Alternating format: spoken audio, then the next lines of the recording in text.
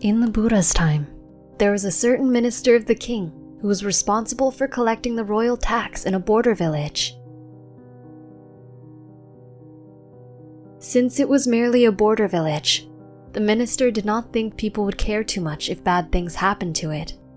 So the minister got together with a band of robbers and made a plan. First, the minister would collect the royal tax. He understood that he had less power than the king, but more power than these villagers. Therefore, he expected consequences if he crossed the king. Then, he would head off into the jungle with the local garrison. This would enable the robbers to plunder the helpless and unprotected villagers. He did not fear the consequences from the villagers, since he believed his power would protect him. The minister gave the robbers a condition. They could rob whatever they wanted with no consequence, as long as they gave him half of the loot. Minister, what is to stop you from just arresting us, or killing us as bandits? Look, why would I do that and ruin our future endeavors together? Do you know how many border villages I look after? If you do your job well, I foresee a long, prosperous collaboration. In addition, I am the minister. If I capture you, I can just oversee the investigation myself. I will just so happen to decide that there was not enough evidence to prove your wrongdoings. Hearing this, the robbers felt confident and followed the minister's plan. However, the minister was overconfident and eventually was caught. His misguided reliance on the safety that he believed came with power betrayed him. His own permanent thoughts led to his overconfidence, which led to heedlessness. When the king found out, he brought the minister before him. Once the evidence was laid out, the king punished the minister according to the laws of the land.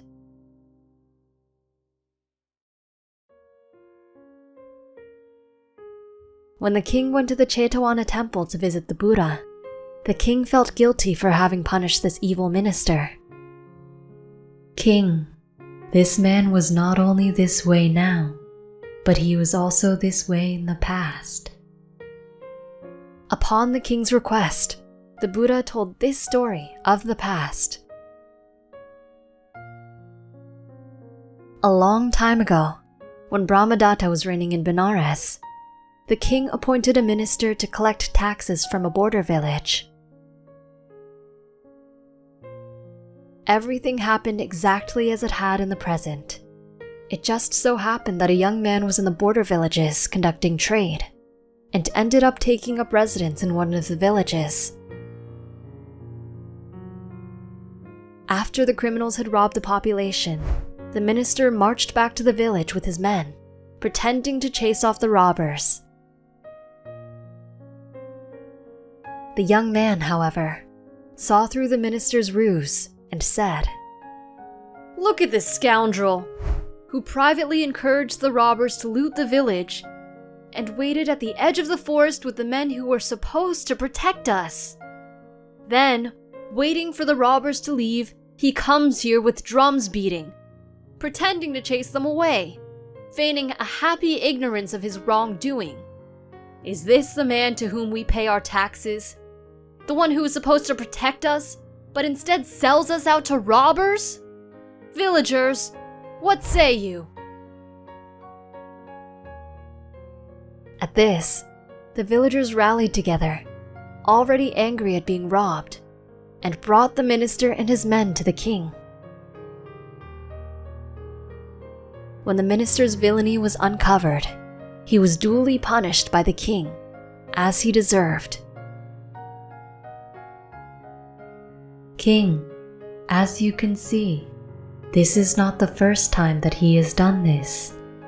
In the past, he was also like this. Just because he did not commit the crimes by hand, This does not make him innocent of the karmic consequences. He desired for this to happen. He put forth effort into making it happen. It happened partly due to his effort, and he obtained the benefit of it happening. All these factors together led to his guilt and subsequent punishment. The Buddha then concluded the story by saying, "The minister of the past is the same minister of today. The young wise man who caught the minister in the past was none other than I."